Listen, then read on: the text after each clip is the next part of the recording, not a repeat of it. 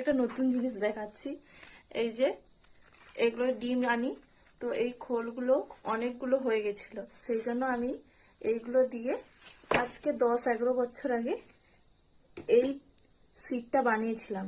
এটা বসা যায় ভালোভাবে।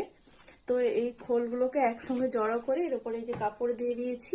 নষ্ট করব কেন, যে কোনো কাজে লাগানো যায়, কিন্তু এগুলো তেমন কেউ নেয় না, বিক্রিও হয় না, ফেলে রাখলে নষ্ট হয়ে যায়। তো আমি ভাবলাম এগুলো দিয়ে কিছু একটা করা যায়, সেই জন্য এই সিটের মতো করেছিলাম। এটা এইভাবে বসা যায়। এটা 10-11 বছর হয়ে গেছে, কিন্তু এইবারে লাস্টে প্রচুর যে বর্ষা হয়েছিল, তো আমি নিচে রেখে দিয়েছি। তো উই ধরে গেছিল, তাই কিছুটা নষ্ট হয়ে গেছে, নাহলে এর উঁচুটা এতটা ছিল।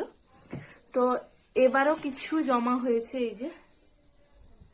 তো ভাবছি আর একটা এই যে বসার সিট বানিয়ে ফেলবো।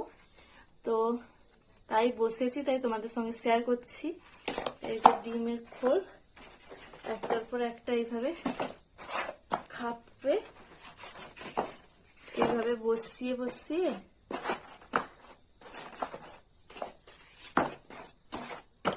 এই যে এগুলো তোমরা যদি পারো চিট দিয়ে জোড়াতে পারো। আমি কোনো চিট টিট কিছুই দেইনি। তো এইভাবে সব থাক থাক করে রেখে দেবো। দিয়ে আমি বেঁধে রেখেছিলাম, একটা দড়ি বেঁধে রেখেছিলাম, তো ওটা কেটে গেছে।